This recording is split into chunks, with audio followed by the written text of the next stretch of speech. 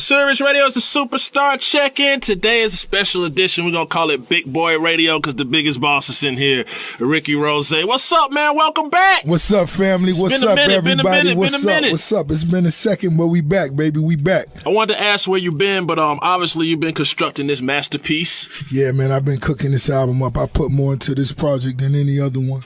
And why is that? Like, why was now the time to make an album like this? And why was it the time to just address? It seemed like you addressed everything, like anything that anybody was asking about, whether it was former management situations, MMG situations, Birdman, anything. Like you addressed everything. Why was now the time? It was just that time, man. My personal situations and things I've been going through personally, it just gave me that time to focus, and I think I really just let the music mature. You know what I'm saying? And just the results. Here we are. Okay. And you already announced your next album, which is the 10th album, right? Right. What I did was, it's not a Future situation. Shout out to Future dropping right. Because everybody thinking next week we're gonna get Port of Miami too. Yeah. No, it's not that. What I did was, I was at home and I was having a conversation with, my hometown crowd, and I just let them know that I'm finishing what I began, and the 10th will be Port of Miami too. But let's stay focused. The only focus is rather you than me. Yeah, but I let them know that that even number will get, done right. This felt like a Teflon Don moment. It's kind of like everybody was like, how do you come from Teflon Don to a next album? And you've always been consistent and been able to get better and better. It's like, so how do you go, like, what's the process of going from rather than you than me to Port of Miami 2? And that's pressure in itself because now you're talking Port of Miami. Yeah. And we didn't even start talking about Screaming Rose Rich Forever 2 yet. We didn't even start talking about that. You already know, and we're going to have to give them that too. You know what I'm saying? But to me, it's more like I never do nothing before I feel the time is right. Okay. As we all see, Port of Miami 2 going to come on that even number. Mm-hmm. We could have came, but it wasn't right. Mm-hmm. So, we let everything take its course, and I feed off the energy of my fans, the response from my fans. I know the direction we want to go. And just the way of the world right now, the way it's feeling in the streets, it's some rose times right now. You know what I'm saying? And you know what you did, man? You motivate people. A lot of time, just to be honest, like the musical bar might get a little lower.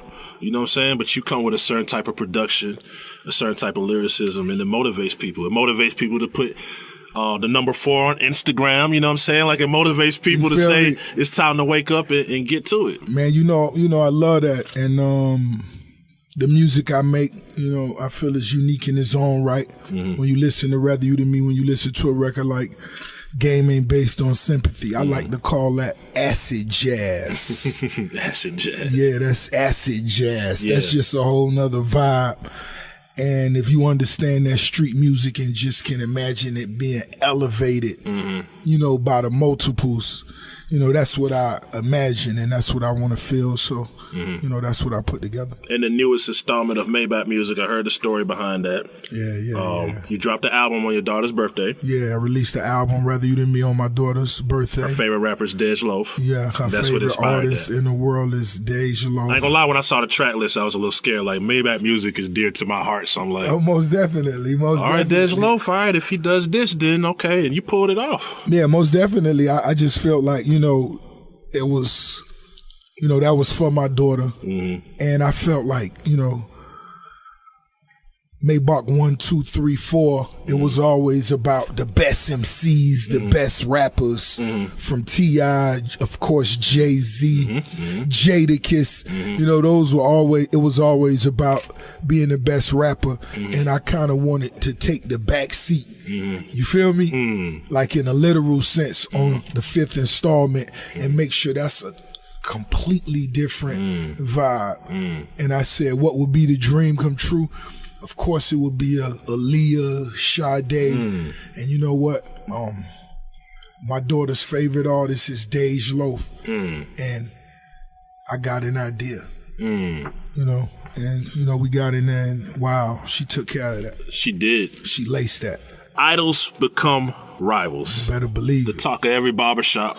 The talk of every blog. Better believe it. You know what I'm saying? Some years back, we saw tours with Ross and Wayne and, I don't know, Cash Money, Rich, whatever it's branded as. We saw these tours. We saw this like almost like togetherness on our TV screen. Yeah. And then of late, and especially on this record, you're addressing certain things. I tell people I don't think it's a diss record. I don't think it's like disrespect, man. I don't know how you take it or how you meant to present it. But no, not to cut you off at all, but that's a good point you just brought up because a lot of people speak on that. And when I say diss, I wouldn't call it a diss. Yeah. Because you've done diss records. Yeah. I don't mind dissing nobody. Right. I think I'm one of the best at when right. Just if I wanted to find somebody and pick at them, I'm good at that because I'm a funny dude. Mm-hmm. You know what I'm saying? But this is real right here. This is, dissing is more like me having fun maybe. Mm. This is real. We discussing Lil Wayne career. Mm. The little homie life, his well-being, we thinking of his family, his fortune. And if there's anybody from the South deserve that, that's Lil Wayne. That's who showed us the mixtape circuit, showed us the million the first week, showed us the loyalty when the label began to crumble before because of certain things. He showed you how to stay down. And, just to see the situation the homie in, it's like, when does it end? Where does it go from here? And then, have you had verbiage with Wayne since you put out the record? And not other than, through people we know, and then for it to be affected by homies that I'm close with from my city as well. You know what I'm saying? That ain't, that need to end. That need to cease. Absolutely. Let's talk about DJs. DJs is such a big, important part of the culture. We see that Sam Sneak got his A&R on this particular project. We know you've done a lot of past work with Khaled. Right. For somebody coming up for a rapper, man, tell them how important it is to have like a good, solid DJ on your team. Man, you got to understand, there's nobody closer to the music than the DJ. It's nobody that's going to tell you what's going on in the streets or the temperature, the tempo, what's the vibe, quicker than a DJ. That's their life. That's their job. When you doing whatever you doing, they playing records. They listening to songs. They talking to the fans about what they like about a certain record or a certain artist. So that's what that is. And that's what I trust. I mean, it's common sense. As an artist, you should I believe every artist should have a DJ on their team. Not just a DJ that play your records, but somebody that you could also sit down and discuss music with. And that's what Sam has become. He started in the strip clubs, just playing all the booty music. So if I want a club record, Sam, I want a club type beat. Bruh, that beat need to go like, cause, right. And that's what's dope about it. Right. And, I trust my little homie.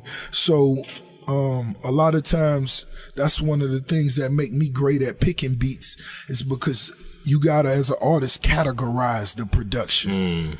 You should have categories already for certain things. If you wanted to be soulful, if you wanted to be up-tempo, if you wanted to be this or that, you should have categories already broken down. And that's what my DJ, Sam Sneaker do for me. So when I really want to go to something, I could go directly to that vein and, get straight to the point. And so, that's what it is. In your travels, what's the most inspirational thing in your music right now? Is it, because you've been everywhere, you experience not necessarily everything, but you experience, more life than the average person that comes from where you came from. Right. What's your inspiration at this point? My inspiration, when I go travel, man, I see places, it's so much more to go when you realize the people you touch and, you realize the potential that you still have. And you can't expect nobody to see your potential.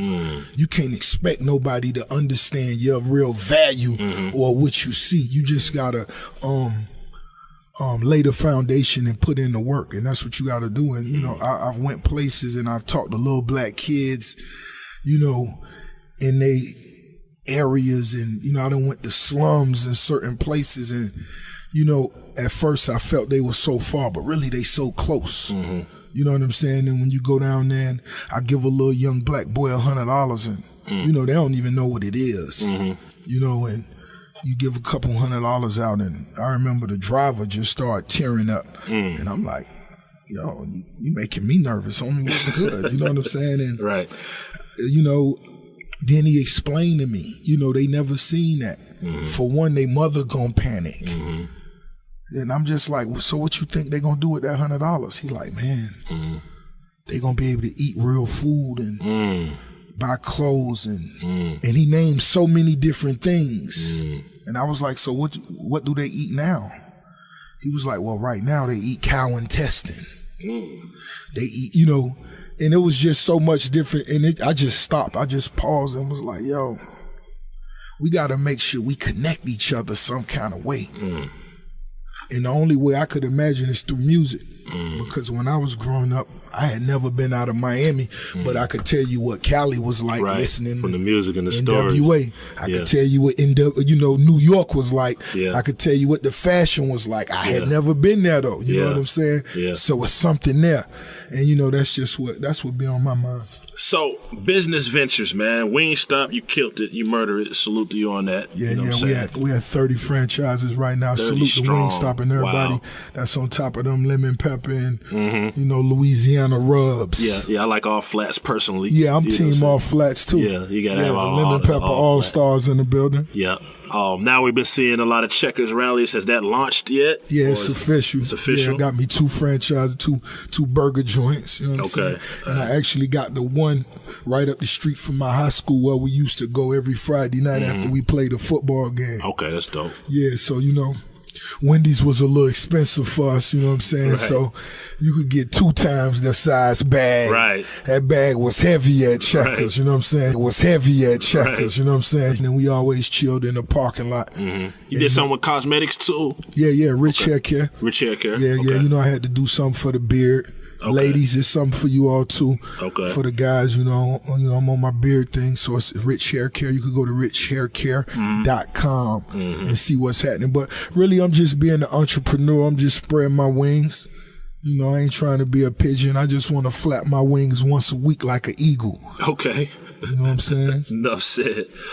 Finally, man, just give some motivation to that young kid in Carroll City right now that looks up to you, that want to make it to where you at, but the circumstances might just be cloudy. It might not seem like it's no brighter days. Just give some inspiration.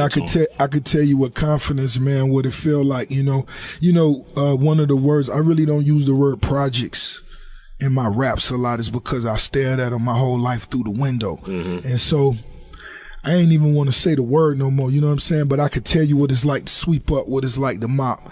But you can own those same buildings, little homie. It's just all about making sure your mind rich, your heart rich. You know what I mean? You a passionate person. You dig, and you know, like I like to say, you just got to be positive and you got to want to see people win. Even when I had nothing and I was seeing other people who had it, I celebrated it for them. I'm happy for you. Showing love, spreading love and not hate. Yeah. And like I say, you know, these dudes nowadays, it don't even cost a penny and they won't even like a picture. So you knew if you was in the streets, they wouldn't give you a pack to stay alive. You know what I'm saying? They won't even retweet your vibe. Right. You know what I'm saying? But it say a lot about the times. But me, I'ma retweet it. If I like it, I'ma like your photo. I ain't even tripping like that. That's extra love for me to give. I'm happy to give. And it ain't cost nothing. It don't cost nothing. It ain't cost nothing. I'm liking everything. You don't even burn a calorie. You don't even burn a calorie. That should be your philosophy, really, if you're trying to get rich. Yeah.